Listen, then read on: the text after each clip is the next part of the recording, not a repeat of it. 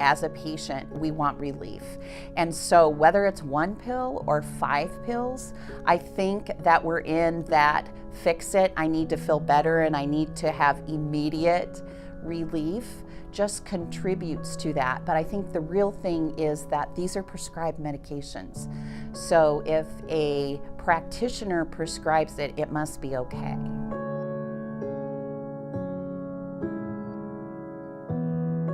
Long-term opioid use often begins with the treatment of acute pain, which makes that phase of healthcare an essential part of addressing the opioid epidemic.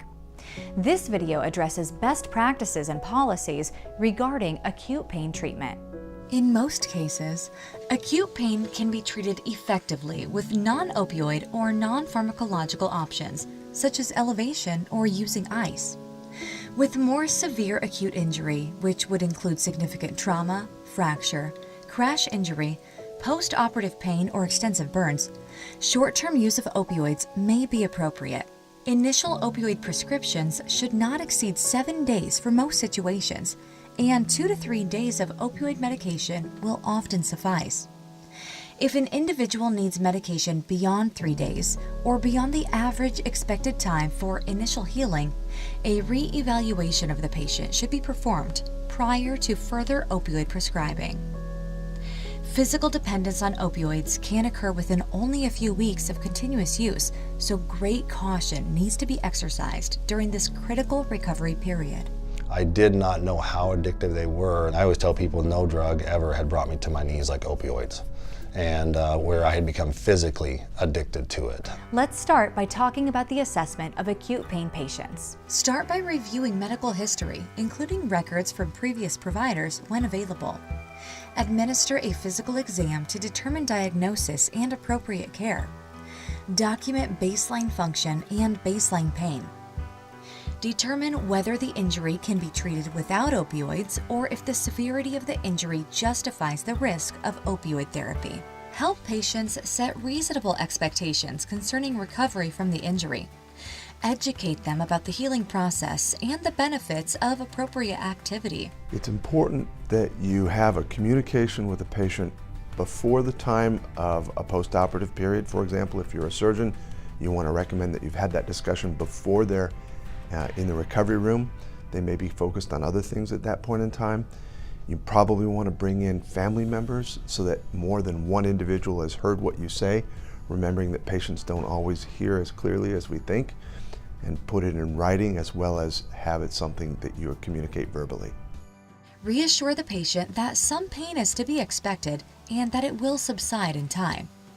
Over-the-counter medications will provide significant relief from pain in many situations and can be relied upon for ongoing pain relief after the acute period is over. Patients should improve in function and pain and resume their normal activities in a matter of days to weeks, depending upon the diagnosis. Reevaluate those who do not follow the normal course of recovery. Non-steroidal anti-inflammatory drugs, or Nsaids, are a powerful option for treatment of pain. Caution is indicated with any significant cardiovascular disease or hypertension, history of fluid retention, GI bleeding history, coagulation disorder, chronic alcohol use, hepatic or renal impairment, asthma, or in female patients of childbearing age. Other considerations with Nsaids include: Nsaids are contraindicated preoperatively because of bleeding risk. They are thought to interfere with bone fracture repair and surgical construct fusion and healing.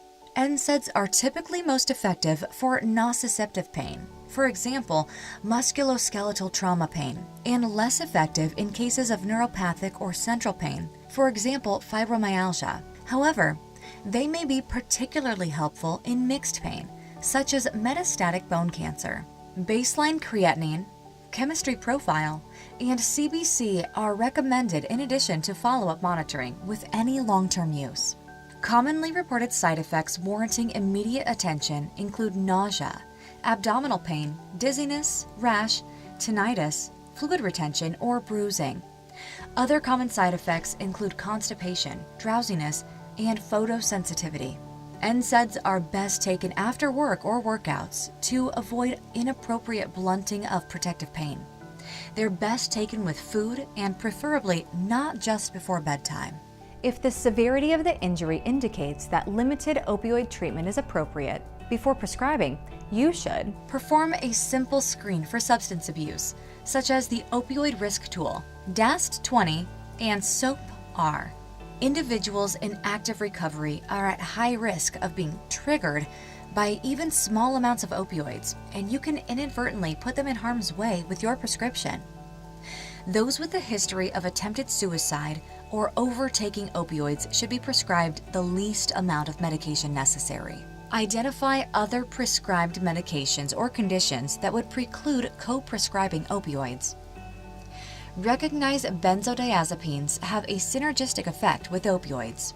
Inform the patient about the risks and side effects of opioids. Many young people who became dependent on opioids say they were never informed of their risks. You may want to have the patient sign a treatment agreement if the patient returns requesting a refill of opioids. A urine drug screen and PDMP query should be performed prior to writing the second prescription. Continued prescribing might indicate the need for the patient to sign a treatment agreement.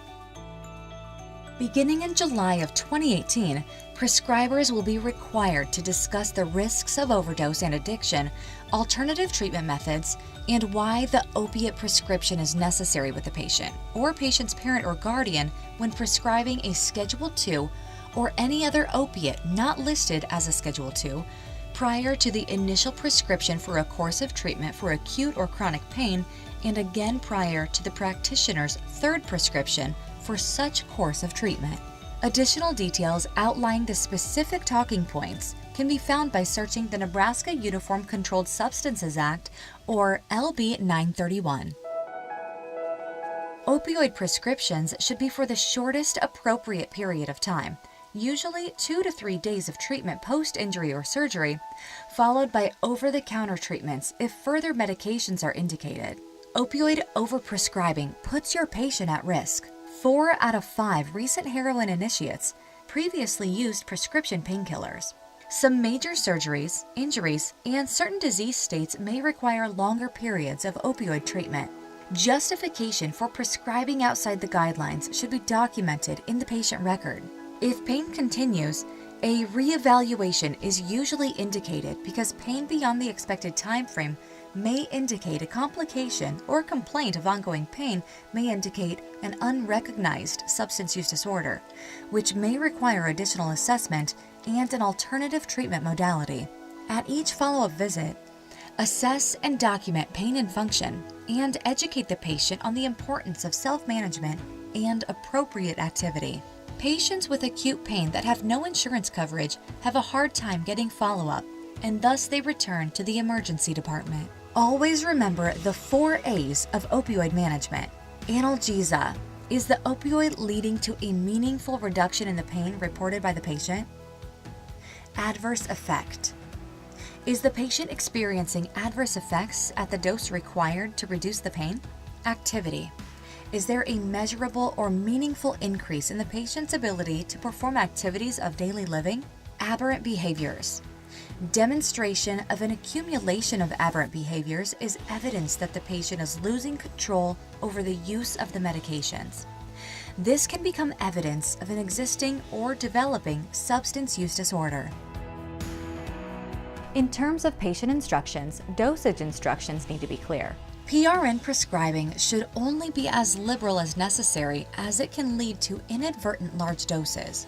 For example, hydrocodone acetaminophen 5-325, 1 to 2 every 3 to 6 hours can be as much as 50 mme a day, a lot of medication for an opioid-naive individual. The number of pills you prescribe sets up dosing expectations for the patient. Prescribing 40 pills for a time-limited painful experience may send an inadvertent message to the patient, giving permission for the casual use of opioids. We have a history of writing a medication 1 or 2 every 4 to 6 hours as needed for pain. That's just something that you see. And that means you can give somebody perhaps 4 a day, or you can give somebody 12 a day. And it's assuming that they're going to be able to pick that. Recognizing that these medications take some time to work Somebody takes a medication and doesn't understand that it's going to be 45 minutes before they feel better. They may have double or triple dosed themselves before they find out that they've taken too much. So we really need to tighten down those parameters a little bit better so that we're not giving the patient the responsibility to decide for themselves what level might be toxic. It also involves communication with each patient to see, okay, what kind of response are you getting from the medicine, and is this the appropriate dose? Or on the other hand, is somebody getting really sedated with the dose that we're giving, and we're giving too much, and we need to back off on the dosing of the medication. So again, very individualized, takes a lot of communication effort. A full acute pain flow sheet is available in the Nebraska Pain Management Guidance document.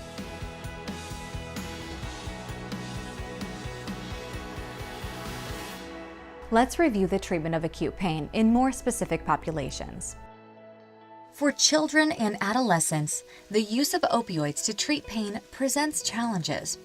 First, with rare exceptions, opioids have not been labeled for use in individuals under 18 years of age. There is a dearth of quality studies on pharmacokinetics, pharmacodynamics, safety, and clinical effectiveness.